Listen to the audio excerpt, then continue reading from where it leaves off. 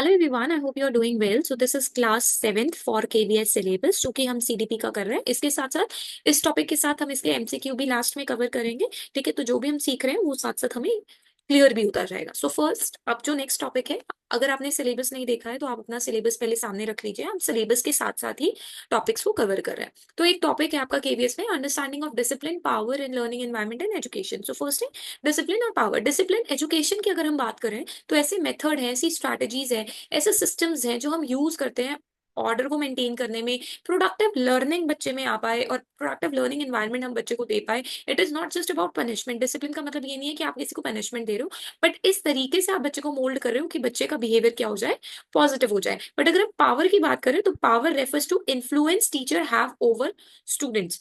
ठीक है, तो यानी it refers to the influence teachers have over students. तो किस तरीके का इन्फ्लुएंस स्टूडेंट के ऊपर बन रहा है अपने टीचर का। It can be authoritative, teacher क्या कर रहा है खुद, आप ये बोल सकते हो रिस्पेक्ट के थ्रू पढ़ा रहा है, या अथॉरिटेरियन कंट्रोल और फियर के थ्रू बच्चे को पढ़ा रहा है। ठीक है, यानी क्लास कंट्रोल रह रही है और बच्चे डर के रह रहे हैं। And the kind of power a teacher uses, ऐसी पावर जो टीचर यूज कर रहा है उसी से लर्निंग एनवायरनमेंट सेट होता है, स्टूडेंट का बिहेवियर मोल्ड होता है, एंगेजमेंट भी। एक क्लास है जिसमें टीचर रिस्पेक्ट कर रही है हर बच्चे की इंडिविजुअलिटी को, हर बच्चे को मौका मिल रहा है लीडरशिप करने का, चाहे वो किसी में भी बेस्ट हो, no child is left behind, तो ऑटोमेटिकली वो क्लास क्या रहेगी, वहां पे हर बच्चा अच्छे तरीके से एक लर्निंग एनवायरनमेंट मिल रहा है और वो अच्छे से पढ़ पाएगा।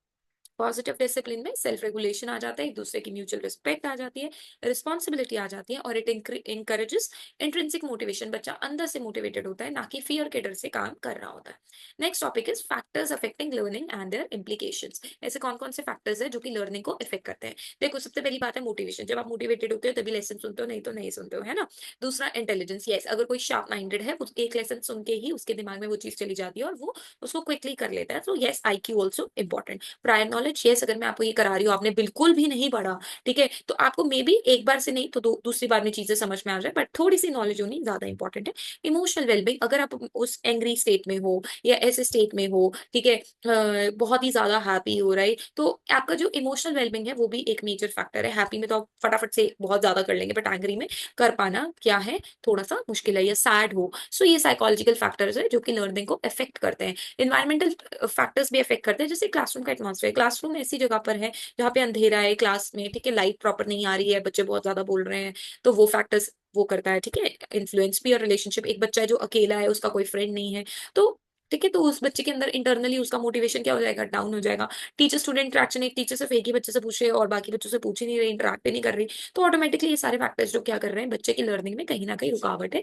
नॉइस एंड सीटिंग अरेंजमेंट, ठीक है, एक बच्चा उसको दिखाई नहीं देता बट वो फिर भी पीछे बैठा है, क्योंकि जो फर्स्ट पे बच्चा बैठा है वो, क्योंकि उसको वहीं पे बैठना और कोई क्लास में रोटेशन नहीं हो रही है, राइट। तो ये सारी चीजें भी इंपॉर्टेंट है, तो इनको भी ध्यान में रखना चाहिए। Socio cultural factors, language background is, yes, आपको पता है कि फर्स्ट टू फिफ्थ क्लास तक हम मदर टंग में बोला जाता है कि बात करते हैं, ठीक है, ताकि एक लैंग्वेज एक बैरियर ना बने बच्चे की लर्निंग में। होम का इन्वायरमेंट भी, अगर होम का इन्वायरमेंट बिल्कुल अलग है और फिर वो ऐसे स्कूल में पढ़ता है जहाँ पे उसका इन्वायरमेंट अलग है, या स्कूल का इन्वायरमेंट अलग है और घर का अलग है, तो वो भी चीजें अफेक्ट करती है। सोशो इकोनॉमिक स्टेटस भी कैसा है, मिडिल क्लास है, रिच है, कल्चरल बिलीव्स, वैल्यूज भी, और बायोलॉजिकल फैक्टर्स भी आ जाते हैं इसमें। हेल्थ एंड न्यूट्रिशन, ठीक है, अगर बच्चा अच्छी हेल्थ है, उसकी अच्छा न्यूट्रिशन ले रहा है, तो ऑटोमेटिक सी बात है उसकी लर्निंग क्या होगी, अच्छी होगी। फिजिकल डिसेबिलिटी नहीं है अगर, ठीक है, और अगर फिजिकली डिसेबल्ड नहीं है, तो आप ये बोल सकते हो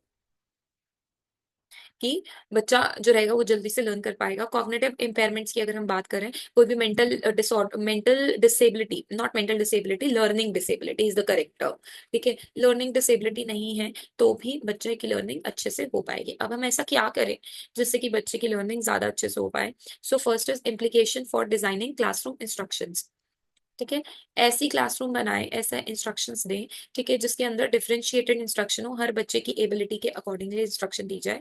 इंक्लूड स्टूडेंट इंटरेस्ट, बच्चे का इंटरेस्ट बना रहे, रियल लाइफ एग्जांपल्स दें, कोऑपरेटिव लर्निंग के को प्रमोट करें, टीम वर्क को प्रमोट करें, इंश्योर करें एक्टिविटीज जिसमें सब पार्टिसिपेट करें, कल्चरली भी सब रिस्पॉन्सिव हो, फॉर्मेटिव असेसमेंट दे, बार बार उनसे क्वेश्चन पूछे, ऐसी एक्टिविटीज डिजाइन करें, ठीक है, जिनसे उनकी क्विक टेस्टिंग भी हो जाए। एक्टिव लर्निंग होनी चाहिए, पैसिव नहीं, बच्चे खुद से प्रोजेक्ट कर रहे हैं, एक्सपेरिमेंट कर रहे हैं, रोल प्ले कर रहे हैं। इनकरेज रिफ्लेक्शन, जो भी उन्होंने सीखा उनसे पूछेंगे, फीडबैक लेंगे, ठीक है, तो ये सारी चीजें बच्चे के लिए की लर्निंग के लिए इंपॉर्टेंट है। Next is creating learning spaces in school. School में कैसा लर्निंग स्पेस होना चाहिए? Flexible seating to promote collaboration. बच्चा कहीं भी बैठ सकता है, बट ये नहीं है कि वो वहीं पे बैठ जाए, रूड हो जाओ कि आपने वहीं बैठना, इंडिपेंडेंट वर्क कर सके। सेफ और इमोशनली सपोर्टिव एनवायरमेंट हो, कोई भी बच्चा बुली ना हो रहा हो और ना ही कर रहा हो। एक्सेसिबल स्पेस होना चाहिए स्टूडेंट्स के पास विद स्पेशल नीड्स, जो स्पेशल नीड वाले बच्चे हैं। विजुअल एज और लर्निंग कॉर्नर्स होने चाहिए to stimulate interest and curiosity. अगर हम बात करें planning and organization of teaching learning, तो टीचर को पता होना चाहिए कि उसका गोल क्या है, ठीक है, क्या ऑब्जेक्टिव्स हैं लेसन प्लान के, right, according to the curriculum. Time, कितने टाइम में मैंने ये खत्म करना है, इतना टाइम स्लॉट देना है। रिसोर्सेज उसके पास पहले ही होनी चाहिए, चाहे वो कोई पीपीटी दिखानी है, चाहे वो आईसीटी का कोई भी टूल है जैसे पीपीटी हो गया, टेक्स्ट बुक हो गया, या कोई भी हैंड्स ऑन लर्निंग के लिए कोई आपने सिलेंडर दिखाना है या लैब का कुछ सामान दिखाना है, तो वो सब पहले होना चाहिए। इंस्ट्रक्शनल स्ट्रैटेजीज के अंदर भी teacher should clear about the methods, कौन से मेथड्स उसने पढ़ाना है, क्वेरी बेस्ड, एक्सपीरियंशियल। असेसमेंट भी फॉर्मेटिव तो साथ साथ लेनी ही लेनी है, समेटिव में क्योंकि कोई इंप्रूवमेंट के चांसेस नहीं होता है, but still formative and summative method दोनों ही मेथड है जिससे कंटिन्यूअस लर्निंग इंप्रूव हो सकती है। Adjusting plans based on student responses, ऐसा नहीं है कि आपको रिजिड हो जाना है, रिजिड नहीं होना है, ठीक है। फ्लेक्सिबल रहना है कि अगर सिलेबस इतने टाइम में नहीं हो पाया, टाइम को हम कर सकते हैं, बट येस सबको समझ में आना चाहिए। विच of the following, now it's time for doing MCQ. Which of the following best define positive discipline. Strict rule से तो कभी भी नहीं हुआ आज तक, है ना। Teacher control all over the student, overall student. Guiding behaviour, yes guiding behaviour is correct. Ignoring misbehaviour, नहीं, मिसबिहेवियर को अगर अब आप स्नब नहीं करोगे तो उस टाइम पे क्या होगा, बच्चे और करेंगे। Which factor is not considered a psychological factor affecting learning. Not पूछा है, जो कि साइकोलॉजिकल फैक्टर नहीं है। प्रायर नॉलेज है। साइकोलॉजिकल पूछा है तो मोटिवेशन भी, इमोशनल वेलबींग भी है, क्लासरूम लाइफ में नहीं आता है साइकोलॉजिकल फैक्टर में। Which type of power use by teacher is likely to foster a healthy. Healthy कौन सा होना चाहिए? हेल्दी होना चाहिए आपका अथॉरिटेटिव, ना कि authoritarian, right. Next question is the creation of flexible learning spaces in school. Flexible learning spaces create किए हैं, वो किस लिए? रोट मेमोराइजेशन के लिए नहीं है, यूनिफॉर्मिटी लाने के लिए भी नहीं है, ऐसा एरिया जो यहाँ पे सब बच्चे मिलजुल के कोलैबोरेटिवली काम कर सके। What is the primary purpose of formative assessment? Formative assessment, ताकि जो बच्चे ने किया है उसको वहीं पर पता लग जाए, ना कि कंपेयर करना, ना कि अवार्ड देना, ना कि फाइनल ग्रेड्स देना, मॉनिटर करना बच्चे ने जो भी किया है, सीखा है। Which of the following should be prioritize while planning student activity. बच्चे की एक्टिविटीज प्लान करते हुए किसको प्रायोरिटाइज करना चाहिए? टीचर को अपनी प्रेफरेंस नहीं देखनी चाहिए, आपको देखना चाहिए कि स्टूडेंट्स की लर्निंग नीड्स क्या है और स्टूडेंट के इंटरेस्ट क्या है, करिकुलम के साथ ही जोड़ना है बेसिकली। तो an example of integrating socio-cultural awareness into teaching would be using the same language, ignoring the cultural background, including diverse cultural examples, yeah, enforcing one cultural norm. So this question act as a homework as usual. If you are liking this series, so please like, share, and subscribe. And thank you so much for watching.